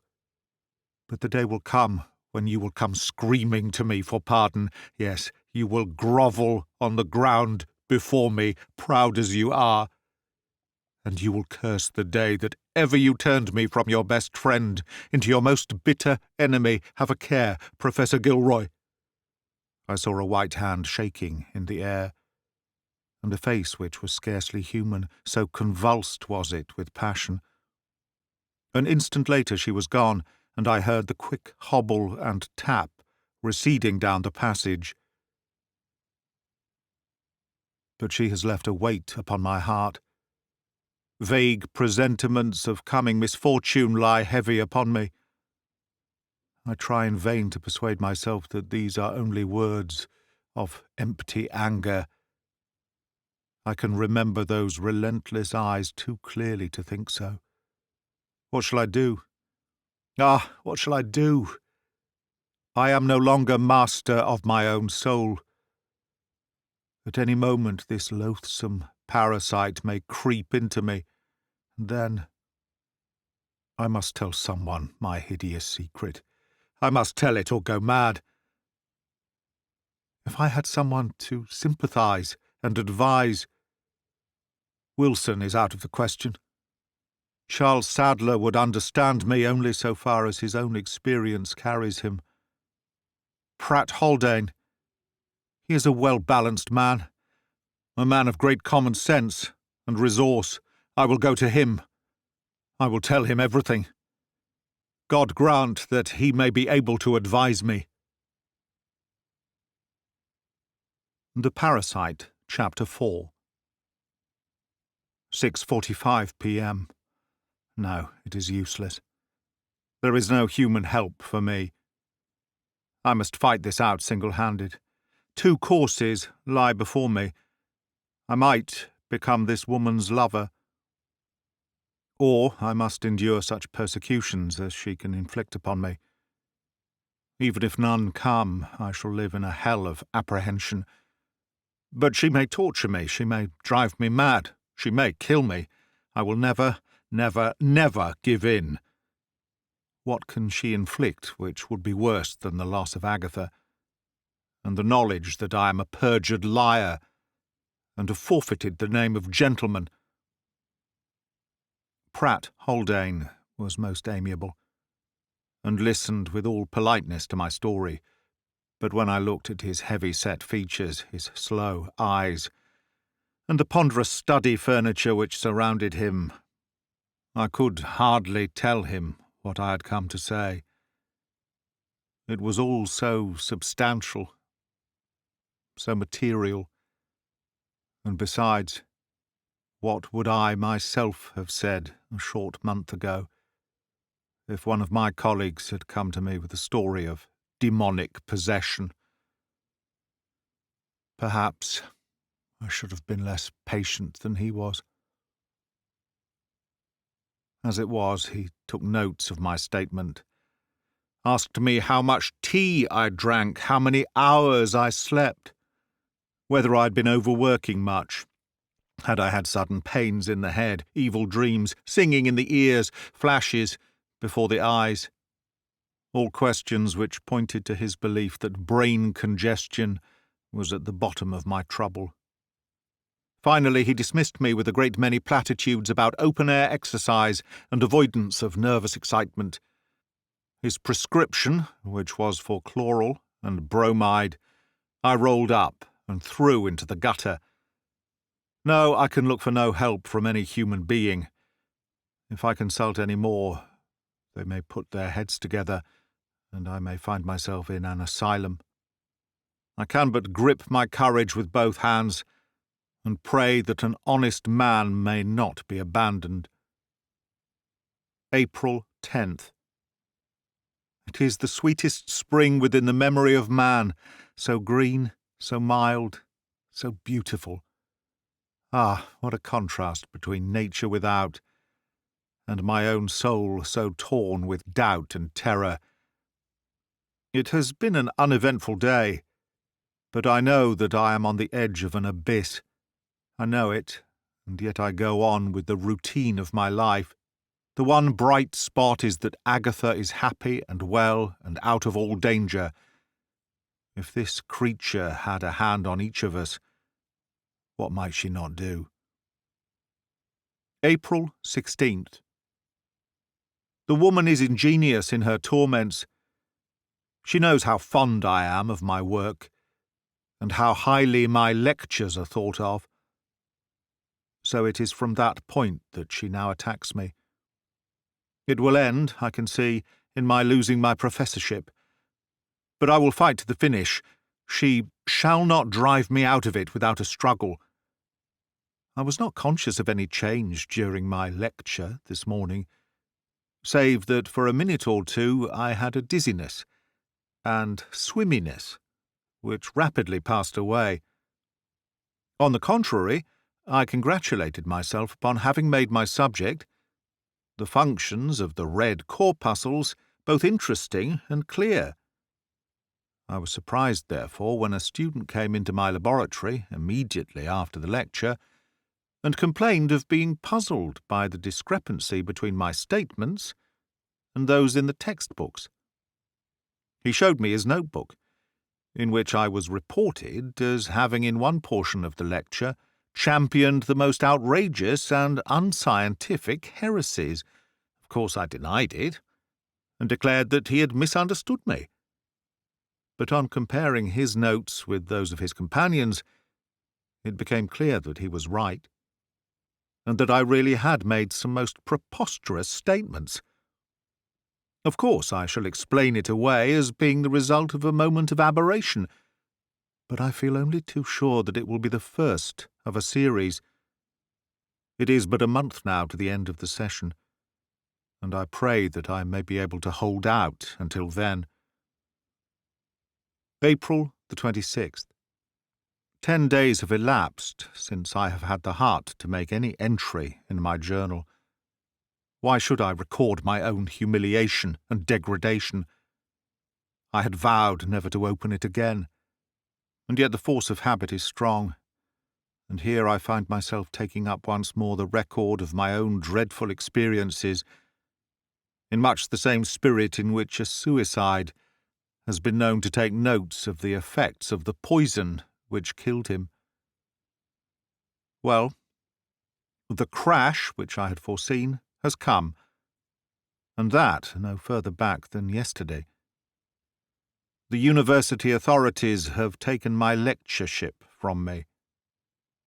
It has been done in the most delicate way, purporting to be a temporary measure to relieve me from the effects of overwork, and to give me the opportunity of recovering my health. Nonetheless, it has been done, and I am no longer Professor Gilroy. The laboratory is still in my charge, but I have little doubt that that also will soon go. The fact is that my lectures had become the laughing-stock of the university.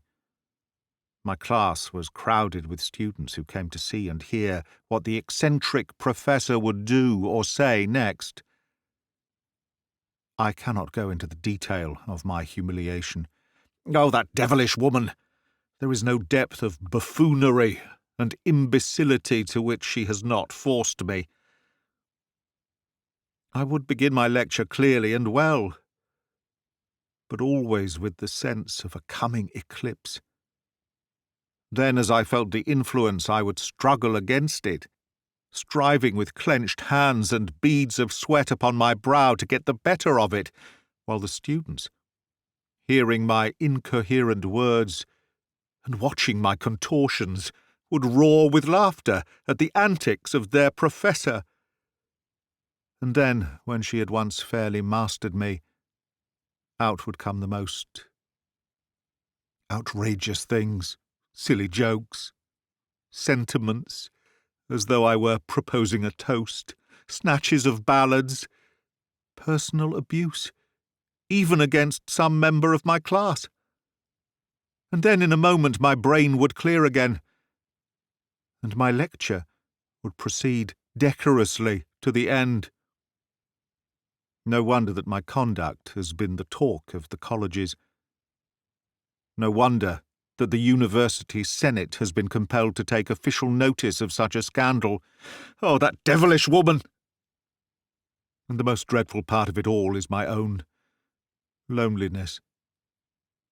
Here I sit in a commonplace English bow window, looking out upon a commonplace English street, with its garish buses and its lounging policemen. And behind me there hangs a shadow which is out of all keeping with the age and place. In the home of knowledge, I am weighed down and tortured by a power of which science knows nothing. No magistrate would listen to me, no paper would discuss my case, no doctor would believe my symptoms. My own most intimate friends would only look upon it as a sign of brain derangement. I am out of all touch with my kind. Oh, that devilish woman! Let her have a care. She may push me too far. When the law cannot help a man, he may make a law for himself. She met me in the High Street yesterday evening and spoke to me. It was as well for her, perhaps, that it was not between the hedges of a lonely country road. She asked me with her cold smile whether I had been chastened yet. I did not deign to answer her. "We must try another turn of the screw," said she. "Have a care, my lady, have a care. I had her at my mercy once. Perhaps another chance may come." April 28th. The suspension of my lectureship has had the effect also of taking away her means of annoying me, and so I have enjoyed 2 blessed days of peace. After all, there is no reason to despair. Sympathy pours into me from all sides, and everyone agrees it is my devotion to science and the arduous nature of my researches which have shaken my nervous system. I have had the kindest message from the Council, advising me to travel abroad, and expressing the confident hope that I may be able to resume all my duties by the beginning of the summer term. Nothing could be more flattering than their allusions to my career and to my services to the University. It is only in misfortune that one can test one's own popularity. This creature may weary of tormenting me, and then all may yet be well. May God grant it. April the 29th. Our sleepy little town has had a small sensation. The only knowledge of crime which we ever have is when a rowdy undergraduate breaks a few lamps, or comes to blows with a policeman. Last night, however, there was an attempt made to break into the branch of the Bank of England, and we are all in a flutter in consequence. Parkinson, the manager, is an intimate friend of mine, and I found him very much excited when I walked round there after breakfast. Had the thieves broken into the counting-house, they would still have had the safes to reckon with, so that the defence was considerably stronger than the attack. Indeed, the latter does not appear to have ever been very formidable. 2 of the lower windows have marks, as if a chisel or some such instrument had been pushed under them to force them open. The police should have a good clue, for the woodwork had been done with green paint only the day before, and from the smears it is evident that some of it has found its way onto the criminal's hands or clothes. 4:30 p.m. Ah, that accursed woman! That thrice accursed woman! Never mind, she shall not beat me. No, she shall not. But oh, the she-devil! She has taken my professorship. Now she would take my honour. Is there nothing I can do against her? Nothing save— Ah, but hard pushed as I am, I cannot bring myself to think of that. It was about an hour ago that I went into my bedroom and was brushing my hair before the glass, when suddenly my eyes lit upon something which left me so sick and cold that I sat down upon the edge of the bed and began to cry. It is many a long year since I shed tears, but all my nerve was gone, and I could but sob and sob in impotent grief and anger. There was my house jacket, the coat I usually wear after dinner, hanging on its peg by the wardrobe, with the right sleeve thickly crusted from wrist to elbow with daubs of green paint. So this was what she meant by another turn of the screw. She had made a public imbecile of me. Now she would brand me as a criminal. This time she has failed. But how about the next? I dare not think of it. And of Agatha, and my poor old mother. I wish that I were dead. Yes, this is the other turn of the screw. And this is also what she meant, no doubt, when she said that I had not realized yet the power she has over me. I look back at my account of my conversation with her, and I see how she declared that, with a slight exertion of her will, her subject would be conscious, and with a stronger one, unconscious. Last night I was unconscious. I could have sworn that I slept soundly in my bed without so much as a dream. And yet those stains tell me that I dressed, made my way out, attempted to open the bank windows, and returned. Was I observed? Is it possible that someone saw me do it, and followed me home? Ah, what a hell my life has become! I have no peace, no rest. But my patience is nearing its end. 10 p.m. I have cleaned my coat with turpentine. I do not think that anyone could have seen me. It was with my screwdriver that I made the marks. I found it all crusted with paint, and I've cleaned it. My head aches as if it would burst, and I have taken 5 grains of antipyrine. If it were not for Agatha, I should have taken 50 and had an end of it. May the 3rd. 3 quiet days. This hell fiend is like a cat with a mouse. She lets me loose, only to pounce upon me again. I'm never so frightened as when everything is still. My physical state is deplorable. Perpetual hiccups and ptosis of the left eyelid. I've heard from the Mardens that they will be back the day after tomorrow. I do not know whether I am glad or sorry. They were safe in London. Once here, they may be drawn into the miserable network in which I am myself struggling. And I must tell them of it. I cannot marry Agatha so long as I know that I am not responsible for my own actions. Yes, I must tell them, even if it brings everything to an end between us. Tonight is the university ball, and I must go. God knows I've never felt less in the humour for festivity, but I must not have it said that I'm unfit to appear in public.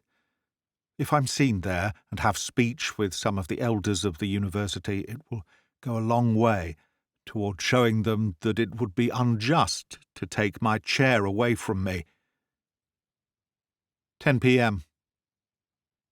I have been to the ball. Charles Sadler and I went together, but I have come away before him. I shall wait up for him, however, for indeed I fear to go to sleep these nights. He is a cheery, practical fellow, and a chat with him will steady my nerves. On the whole, the evening was a great success. I talked to everyone who has influence, and I think that I made them realize that my chair is not vacant quite yet. The creature was at the ball, unable to dance, of course, but sitting with Mrs. Wilson. Again and again her eyes rested upon me. They were almost the last things I saw before I left the room. Once, as I sat sideways to her, I watched her, and saw that her gaze was following someone else. It was Sadler, who was dancing at the time with the second Miss Thurston. To judge by her expression, it is well for him that he is not in her grip as I am. He does not know the escape he has had. I think I hear his step in the street now, and I will go down and let him in, if he will. May the 4th. Why did I break off in this way last night? I never went downstairs after all. At least I have no recollection of doing so. But on the other hand, I cannot remember going to bed.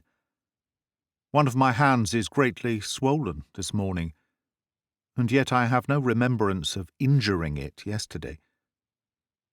Otherwise, I am feeling all the better for last night's festivity. But I cannot understand how it is that I did not meet Charles Sadler when I so fully intended to do so. Is it possible? My God, it is only too probable. Has she been leading me some devil's dance again? I will go down to Sadler and ask him. Midday. The thing has come to a crisis. My life is not worth living. But if I am to die, then she shall come also. I will not leave her behind to drive some other man mad as she has me. No, I have come to the limit of my endurance. She has made me as desperate and dangerous a man as walks the earth. God knows I have never had the heart to hurt a fly. And yet if I had my hands now upon that woman, she should never leave this room alive. I shall see her this very day, and she shall learn what she has to expect from me. I went to Sadler and found him, to my surprise, in bed. As I entered, he sat up and turned a face toward me, which sickened me as I looked at it. "Why, Sadler, what has happened?" I cried. But my heart turned cold as I said it. "Gilroy," he answered, mumbling with his swollen lips. "I have for some weeks been under the impression that you are a madman. Now I know it, and that you are a dangerous one as well. If it were not that I am unwilling to make a scandal in the college, you would now be in the hands of the police." "Do you mean—" I cried. "I mean that as I opened the door last night you rushed out upon me, struck me with both your fists in the face, knocked me down, kicked me furiously in the side, and left me lying almost unconscious in the street. Look at your own hand bearing witness against you." Yes, there it was, puffed up, with sponge-like knuckles, as after some terrific blow. What could I do? Though he put me down as a madman, I must tell him all. I sat by his bed and went over all my troubles from the beginning. I poured them out with quivering hands and burning words, which might have carried conviction to the most sceptical. "She hates you, and she hates me," I cried. "She revenged herself last night on both of us at once. She saw me leave the ball, and she must have seen you also. She knew how long it would take you to reach home. Then she had but to use her wicked will. Ah, your bruised face is a small thing beside my bruised soul." He was struck by my story. That was evident. Yes, she watched me out of the room," he muttered. "She is capable of it. But is it possible that she really reduced you to this? What do you intend to do?" "To stop it," I cried. "I am perfectly desperate. I shall give her fair warning today. And the next time will be the last." "Do nothing rash," said he. "Rash!" I cried. "The only rash thing is that I should postpone it another hour." With that I rushed to my room. And here I am, on the eve of what may be the great crisis of my life. I shall start at once. I have gained one thing today, for I have made one man, at least, realize the truth of this monstrous experience of mine. And if the worst should happen, this diary remains as a proof of the goad that has driven me. Evening. When I came to Wilson's, I was shown up, and found that he was sitting with Miss Penclosa. For half an hour I had to endure his fussy talk about his recent research into the exact nature of the spiritualistic rap, while the creature and I sat in silence, looking across the room at each other. I read a sinister amusement in her eyes, and she must have seen hatred and menace in mine. I had almost despaired of having speech with her when he was called from the room, and we were left for a few moments together. "Well, Professor Gilroy, or is it Mr. Gilroy?" said she with that bitter smile of hers. "How is your friend, Mr. Charles Sadler, after the ball?" "You fiend!" I cried. "You have come to the end of your tricks now. I will have no more of them. Listen to what I say." I strode across and shook her roughly by the shoulder. "As sure as there is a God in heaven, I swear that if you try another of your deviltries upon me, I will have your life for it. Come what may, I will have your life. I've come to an end of what a man can endure." "Accounts are not quite settled between us," said she, with a passion that equalled my own. "I can love, and I can hate. You had your choice. You chose to spurn the first, now you must test the other. It will take a little more to break your spirit, I see, but broken it shall be. Miss Marden comes back tomorrow, as I understand." "What has that to do with you?" I cried. "It is a pollution that you should dare even to think of her. If I thought that you would harm her." She was frightened, I could see, though she tried to brazen it out. She read the black thought in my mind and cowered away from me. "She is fortunate in having such a champion," said she. "He actually dares to threaten a lonely woman. I must really congratulate Miss Marden upon her protector." The words were bitter, but the voice and manner were more acid still. "There is no use talking," said I. "I only came here to tell you, and to tell you most solemnly, that your next outrage upon me will be your last." With that, as I heard Wilson's step upon the stair, I walked from the room. Aye, she may look venomous and deadly, but for all that, she is beginning to see now that she has as much to fear from me as I can have from her. Murder. It has an ugly sound. But you don't talk of murdering a snake, or of murdering a tiger. Let her have a care now. May the 5th. I met Agatha and her mother at the station at 11 o'clock. She is looking so bright, so happy, so beautiful. And she was so overjoyed to see me. What have I done to deserve such love? I went back home with them, and we lunched together. All the troubles seem in a moment to have been shredded back from my life. She tells me that I'm looking pale and worried and ill. The dear child puts it down to my loneliness and the perfunctory attentions of a housekeeper. I pray that she may never know the truth. May the shadow, if shadow there must be, lie ever black across my life and leave hers in the sunshine. I've just come back from them, feeling a new man. With her by my side, I think that I could show a bold face to anything which life might send. 5 p.m. Now let me try to be accurate. Let me try to say exactly how it occurred. It is fresh in my mind, and I can set it down correctly, though it is not likely that the time will ever come when I shall forget the doings of today. I had returned from the Mardens after lunch, and was cutting some microscopic sections in my freezing microtome, when in an instant I lost consciousness in the sudden, hateful fashion which has become only too familiar to me of late. When my senses came back to me, I was sitting in a small chamber, very different from the one in which I had been working.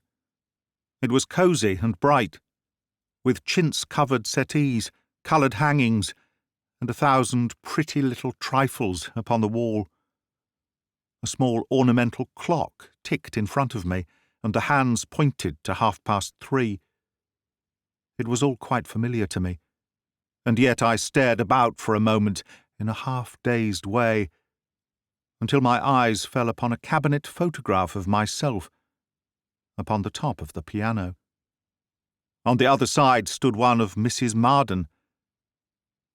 Then, of course, I remembered where I was. It was Agatha's boudoir. But how came I there? And what did I want? A horrible sinking came to my heart. Had I been sent here on some devilish errand? Had that errand already been done? Surely it must. Otherwise, why should I be allowed to come back to consciousness? Oh, the agony of that moment! What had I done? I sprang to my feet in my despair, and as I did so, a small glass bottle fell from my knees onto the carpet. It was unbroken, and I picked it up. Outside was written sulphuric acid, fort. When I drew the round glass stopper, a thick fume rose slowly up, and a pungent, choking smell pervaded the room. I recognized it as one which I kept for chemical testing in my chambers. But why had I brought a bottle of vitriol into Agatha's chamber? Was it not this thick, reeking liquid with which jealous women had been known to mar the beauty of their rivals? My heart stood still as I held the bottle to the light. Thank God, it was full. No mischief had been done, as yet. But had Agatha come in a minute sooner, was it not certain that the hellish parasite within me would have dashed the stuff into her? Ah, it will not bear to be thought of. But it must have been for that. Why else should I have brought it? At the thought of what I might have done, my worn nerves broke down, and I sat shivering and twitching, the pitiable wreck of a man. It was the sound of Agatha's voice, and the rustle of her dress which restored me. I looked up, and saw her blue eyes, so full of tenderness and pity, gazing down at me. "We must take you away to the country, Austin," she said. You want rest and quiet. You look wretchedly ill." "Oh, it is nothing," said I, trying to smile. "It was only a momentary weakness. I'm all right again now." "I am so sorry to keep you waiting. Poor boy. You must have been here quite half an hour." The vicar was in the drawing-room, and as I knew that you did not care for him, I thought it better that Jane should show you up here. I thought the man would never go. Thank God he stayed! Thank God he stayed!" I cried hysterically. "Why, what is the matter with you, Austin?" she asked, holding my arm as I staggered up from the chair. "Why are you glad that the vicar stayed? And what is this little bottle in your hand?" "Nothing," I cried, thrusting it into my pocket. "But I must go. I have something important to do." "How stern you look, Austin. I've never seen your face like that. You're angry?" "Yes, I am angry." "But not with me." "No, no, my darling. You would not understand." "But you have not told me why you came." "I came to ask you whether you would always love me, no matter what I did, or what shadow might fall on my name. Would you believe in me and trust me, however black appearances might be against me?" "You know that I would, Austin." "Yes, I know that you would. What I do, I shall do for you. I am driven to it. There is no other way out, my darling." I kissed her and rushed from the room. The time for indecision was at an end. As long as the creature threatened my own prospects and my honour, there might be a question as to what I should do. But now, when Agatha, my innocent Agatha, was endangered, my duty lay before me like a turnpike road. I had no weapon, but I never paused for that. What weapon should I need, when I felt every muscle quivering with the strength of a frenzied man? I ran through the streets, so set upon what I had to do that I was only dimly conscious of the faces of friends whom I met.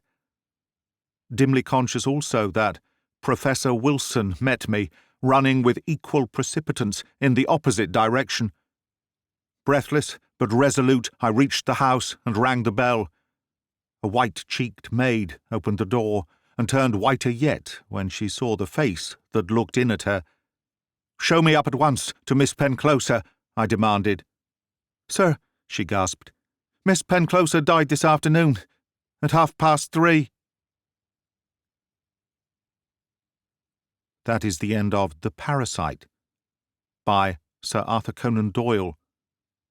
Read by Greg Wagland, for Magpie Audio, 2025.